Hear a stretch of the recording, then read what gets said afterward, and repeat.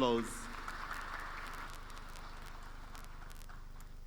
Madam President, I want to start by thanking you, like all of us have done since yesterday, for the generosity but also the focus and energy of your government and your people to making this possible. Thank you once again. And to my partners, Akin and Raj, I could not believe that we would get to this point when we started this journey last year.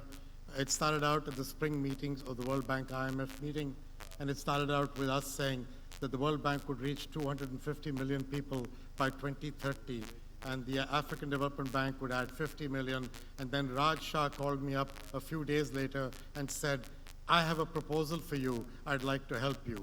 And that spirit of contribution that Akin and Raj have shown from day one is why we are all here together. So thank you to both of you. I have a very simple agenda for all of us here, heads of state, who are showing your participation and your support for us. We need every ounce of your support. But the reality is, your people need it even more than all of us do. Over the next decade, 360 million young people in Africa will be ready to enter the workforce. That same decade, the African system is expected to only offer jobs to 150 million of these, leaving 3 out of every 5 young people without the opportunity of a job which gives you not just earning, but dignity. And I think if Africa is to achieve its objectives of taking advantage of its demographic dividend over this coming period, then all of us need to change this idea, because forecasts are not destiny.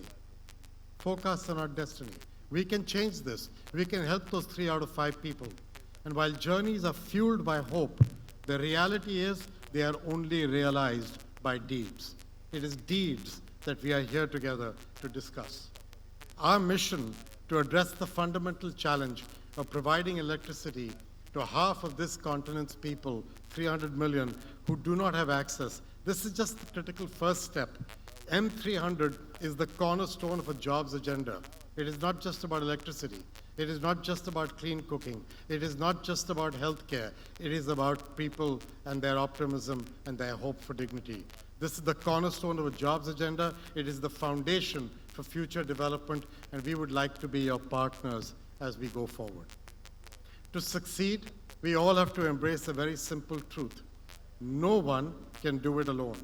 Governments cannot do it alone.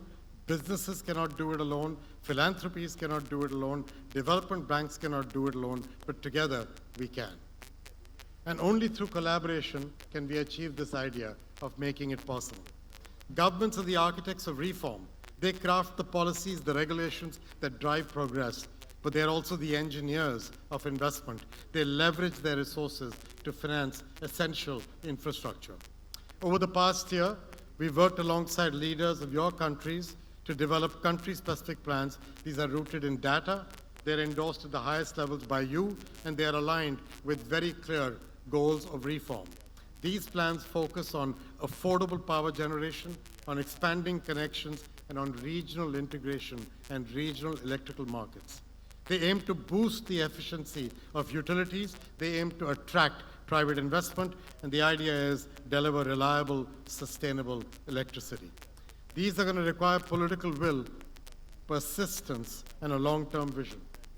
So amid fiscal challenges, governments will also need the support to meet these infrastructure goals. And that is where the IMF, the World Bank, the African Development Bank, all our partners that Akin referred to, that's the role we can play to help you free up resources. But for the private sector, a lot of our friends and colleagues who are in this room, this effort represents both a challenge and an opportunity.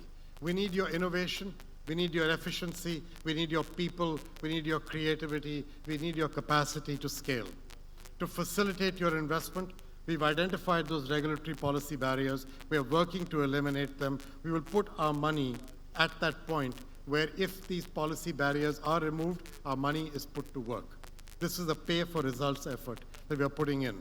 Our plans will create the environment where your investments can generate returns while driving meaningful impact. So that's going to take calculated risks, and every development bank here sees that we are ready to be your partner throughout this. For the World Bank Group, I can promise you our equity and guarantees, our resources to help de-risk investments and support your efforts. By aligning private capital with public priorities, we think we can achieve results that none of us could do alone. Philanthropies, people like Raj and his team, and development banks like the others here, provide the financial backbone. We bring the conception, the testing, the investment through concessional financing. The global community's generosity last year secured a record $100 billion replenishment for IDA, funding that is essential to this effort. Over the coming 5 to 6 years, and this is the only place where I'd like to correct my friend Arkeen, the World Bank is actually putting $30 to $40 billion into this effort, which is roughly, which if you think about it, if you're putting $100 billion into IDA, a large chunk of IDA is going into this effort to help Africa enable its people, its young people, to achieve their dreams and their aspirations, which is exactly what the money should be for. So this is the right priority being put to the right work. While Mission 300 is a centerpiece, it is part of a broader energy strategy. We are also working on energy projects, including investments in natural gas that I believe will help to support a just energy transition. That's vital for powering industries like agriculture, healthcare, and manufacturing.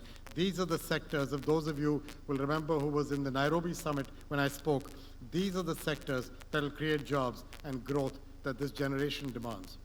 So that's our strategy for the World Bank Group's next phase, ensuring that job creation is not a byproduct of our work, but it is an explicit aim of our operation. We are dedicated and focused to get young people the chance and the opportunity they deserve in their lives. This will take collective effort. Thank you.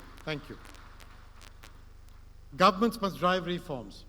The private sector, all my friends and partners here, you need to invest with confidence and trust. And we in the development banks, we must deliver the financing. We must uphold accountability. This will demand hard work and vision. But remember, all this is within reach if we do this together. I'm very grateful to all here. I thank you for the opportunity to be a part of your journey. I think all my colleagues of the World Bank Group are enthused by the idea of being a part of Mission 300. Thank you once again, Madam President, and thank you for all of you. Good luck.